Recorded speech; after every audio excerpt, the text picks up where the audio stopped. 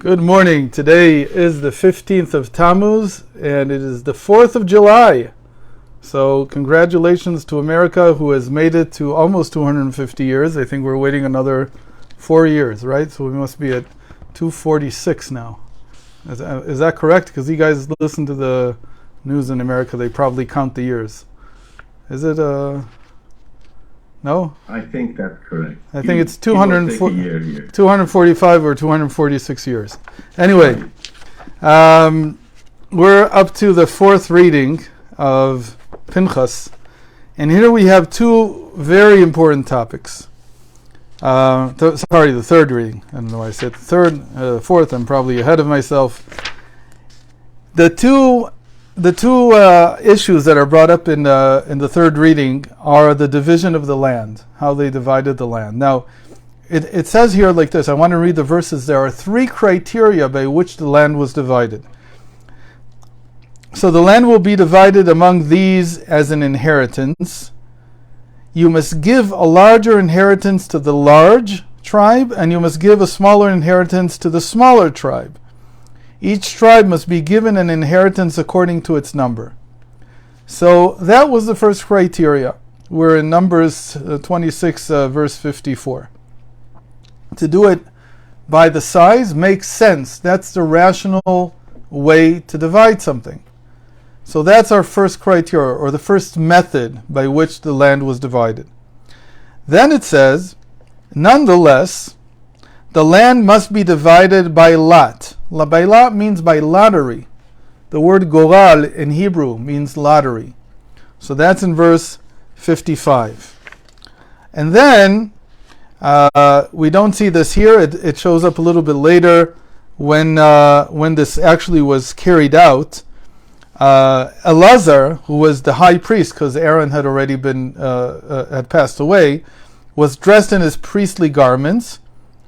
And the Urim and Tumim, which are there's two opinions about what they were. Either they are the small breastplate, or they're a piece of parchment that was put into the breastplate. And what he did was, before the lottery was cast, he would say, this part of the land will come out in the lottery for this particular tribe. Okay, so we have three methods here. And I want you to see that they are contradictory. They don't work together. The first one says, you take a map of the land, and you divide it up into territories, and you give the larger territory to the larger tribe, and the smaller territory to the smaller tribe. So how do you allot the territories? By seichel, by your mind, by your rational mind. The second one says that there's going to be a lottery. What do you do in the lottery? You put the 12 parcels of land on pieces of paper. I don't know if they drew them or wrote them out, whatever it was. Then they put 12 pieces of paper that had the names of the tribes on them.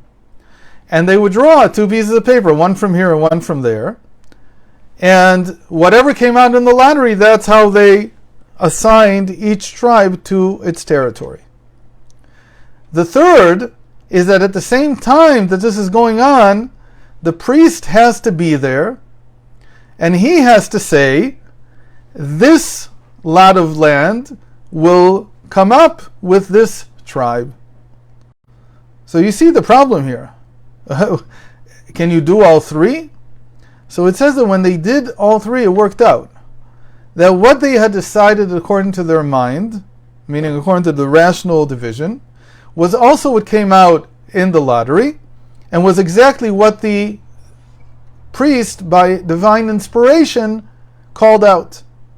So it's sort of like if you're playing bingo. So you've got this one guy who says, well, the person who should win the bingo game is the person who needs the money the most. And then you have somebody calling out the numbers before they're taken out. He says what the numbers are. And then it all works out that exactly the number that comes out is the number that fills the bingo card and makes a 5 in a row or whatever it is for the person who needs the money the most. So that's a very strange reality. What is this even saying? How do you even understand this? Moreover, why would it not just be according to a rational choice? To add to the mix, I'm just going to mention something. We're not going to get into it.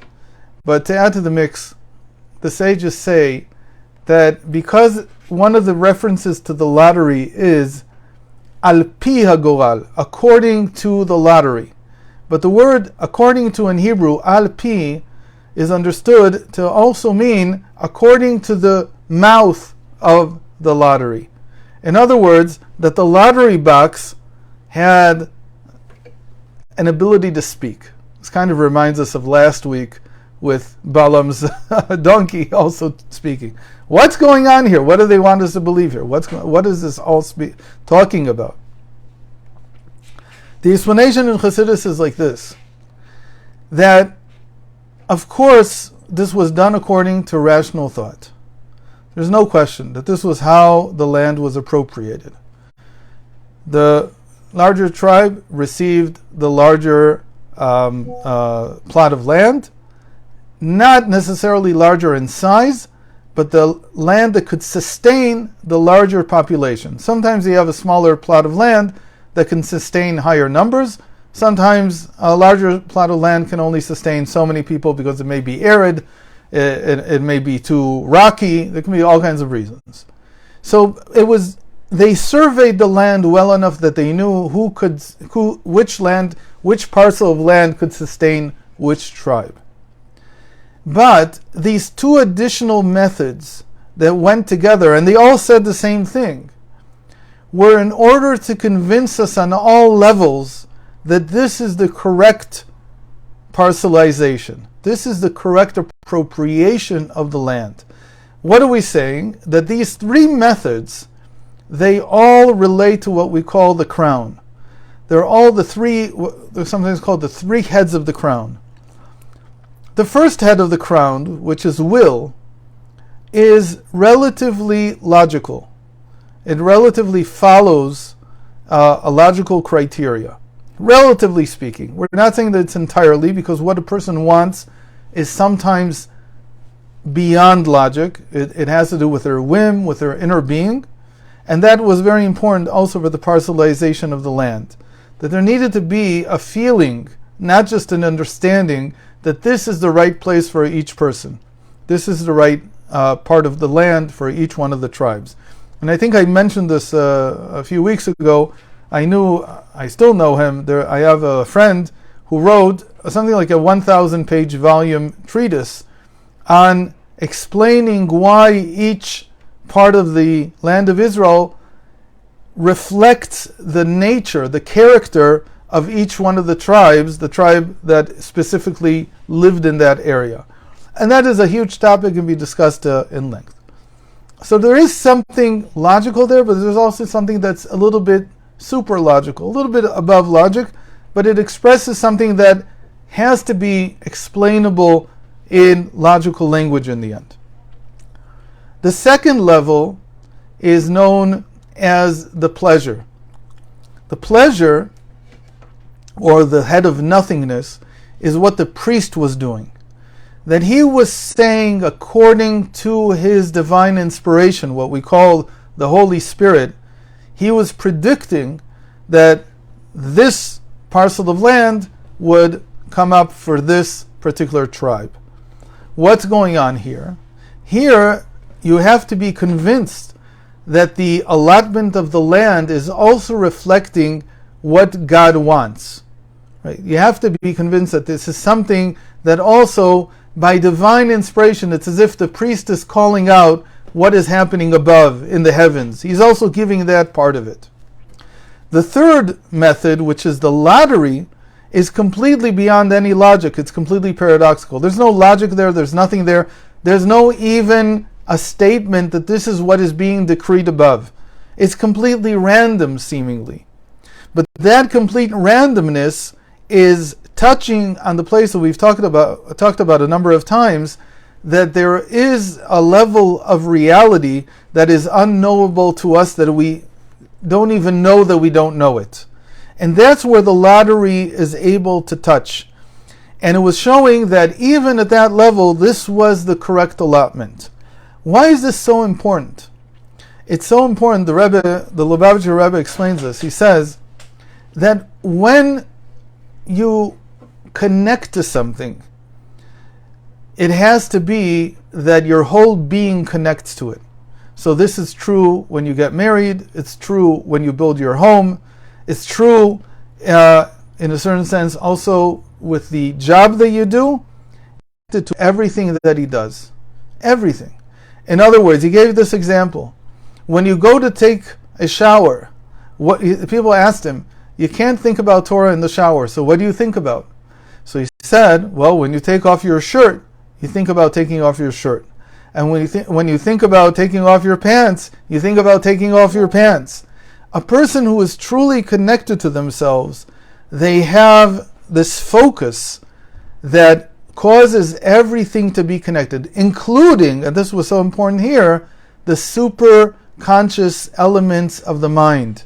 Even the super consciousness here reflected itself as being connected to these decisions to align the tribes with their particular parcels of land in the land of Israel. And that is a sign of completeness in a person.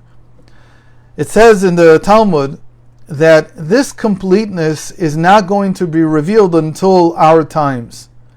Meaning that for many generations, people lived and worked and maybe even were married to people that they didn't exactly connect to. It wasn't or at least they weren't able to feel that. They weren't able to bring that out.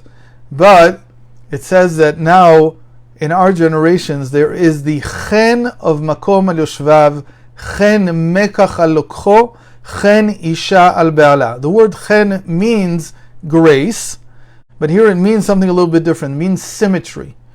The symmetry between the land and the dweller who lives on the land. This is the symmetry between the wife and her husband. The symmetry between your possessions and yourself. This symmetry is what comes out at the end of time. This is something that we feel more and more, that things have to fit. We can't do anymore with things being about. But the secret is that, and this is what happened in the allotment of the parcels of land to the tribes, is that it's really about uncovering something in the superconsciousness. It's not a conscious process. It's not that I look at my wife and I say, oh, I think that from all the women in the world, she is the one that fits me the most. It's not about what I think. The connection is a connection that comes above the mind. And you have to tap into it in order to feel it, in order to access it. And this is true about possessions, it's true about our house, and it's true about our family. These connections exist. They need to be revealed. That's what we're working on in this generation, to reveal these special connections that we have.